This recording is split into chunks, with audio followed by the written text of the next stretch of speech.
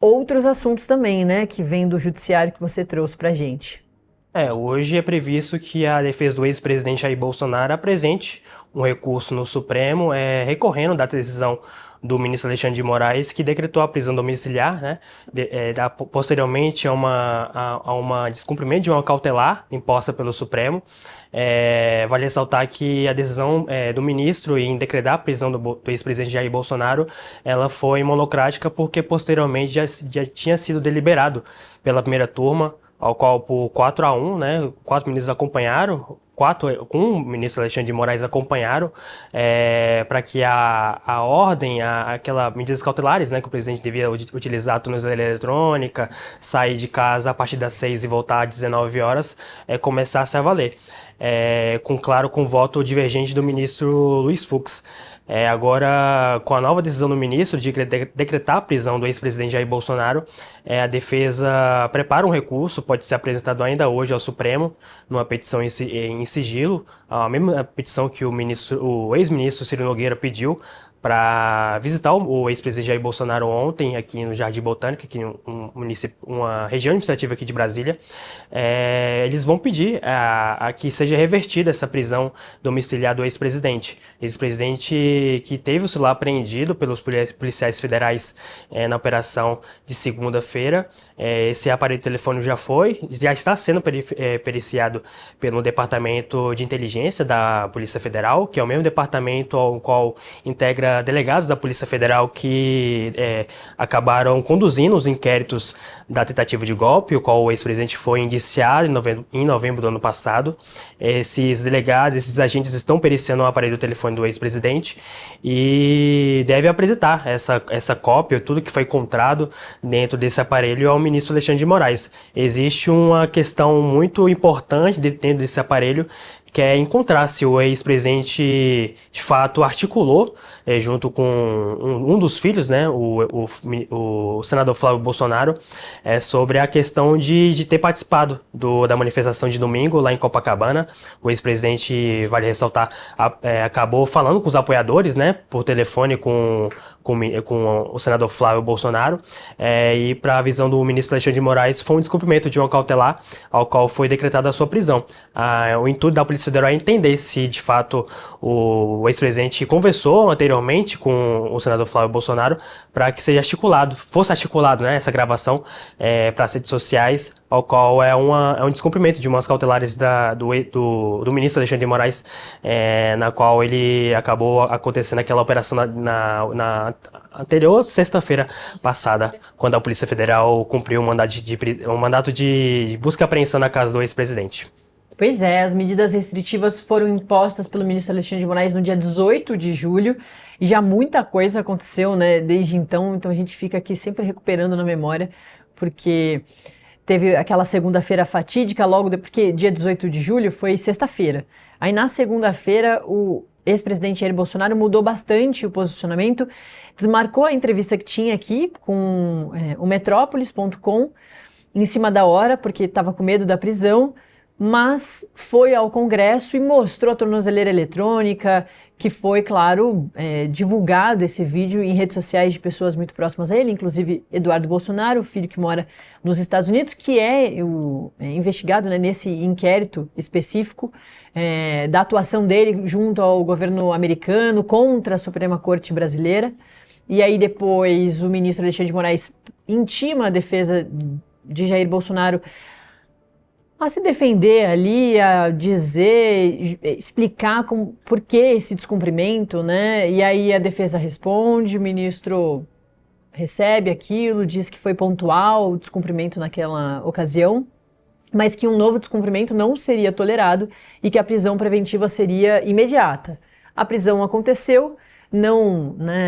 ele não foi encaminhado a uma prisão, mas ele teve que ficar em casa, porque a prisão que aconteceu foi a domiciliar. Pablo, e como eu comentei, é isso, os julgamentos, né, dos núcleos da trama golpista devem começar em setembro, começando com o núcleo 1, que é o núcleo e que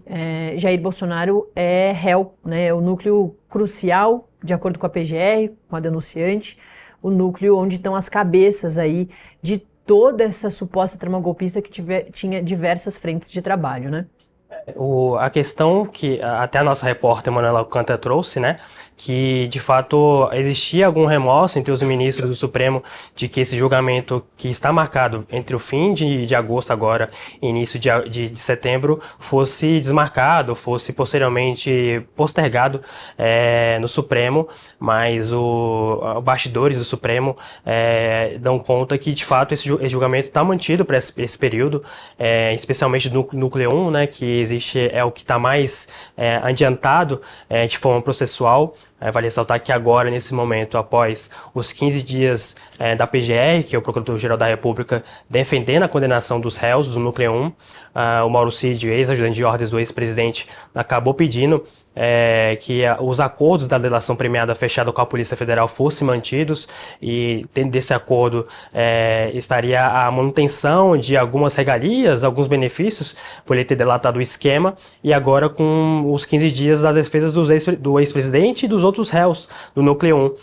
Até o momento, nenhum réu do Núcleo 1 ainda apresentou as suas alegações finais no processo. É claro que ainda existe até o dia 15, que, salvo engano, dá no dia 13, 14 de agosto, contando também aquele prazo que também conta, né, os fins de semana, mas como a PGR acabou apresentando o seu parecer um pouco demorado, depois dos 15 dias acabou também considerando também o prazo por ex-ajudante de ordens. Já referente ao núcleo 2, 3 e 4, as fases de interrogatório dos réus foram concluídas na última semana.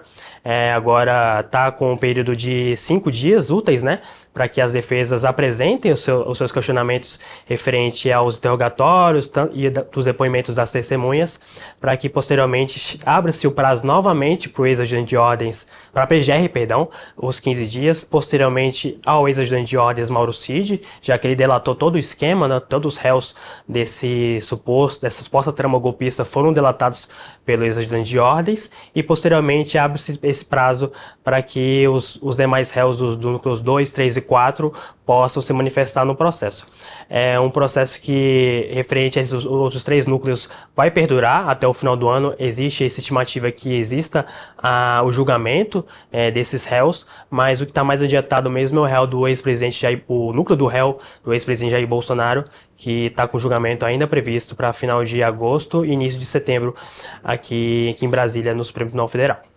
Muito bom, Pablo Giovanni, um dos nossos repórteres setoristas em Supremo Tribunal Federal, em Judiciário, na verdade, né? Afinal de contas, a gente falou da Adriana Vilela, que o caso está no STJ, no Superior Tribunal de Justiça, e que está sempre com a gente aqui ao vivo, mas hoje veio ao estúdio. Foi muito bom, Pablo. Volta, tá? Pode deixar, Nath. Valeu, bom trabalho aí, Pablo, que vai seguir com um dia longo de trabalho, com os trabalhos que voltaram na semana passada, do Supremo Tribunal Federal principalmente, né? A gente viu aquela sessão de reabertura dos trabalhos, com a primeira fala do ministro Alexandre de Moraes e de outros, né, o apoiando. Teve inclusive fala do PGR, do AGU, sobre ele ser sancionado pela Secretaria de Tesouro dos Estados Unidos na Lei Magnitsky, que a gente quase não falou durante essa semana, como a gente falou na semana passada, mas porque tem outros assuntos bem relevantes que estão aí muito mais agindo, né, e trazendo reflexos muito mais concretos aqui pra gente, pro Brasil, como é o tarifaço que começou a valer hoje, né? Você se lembra, se você está chegando agora, muito bom dia. O tarifaço começou, o tarifaço principalmente o mais drástico dos 50%, porque desde abril diversas exportações, aliás todas as exportações brasileiras aos Estados Unidos já estavam sendo tarifadas em 10%. A diferença a partir de hoje é que uma lista de 3 mil produtos está sendo tarifada, né? Os produtos estão sendo tarifados em 50%, como é o caso do café, a carne bovina e o cacau. Então a gente já falou bastante sobre isso hoje e falamos agora há pouco sobre o ex-presidente Jair Bolsonaro.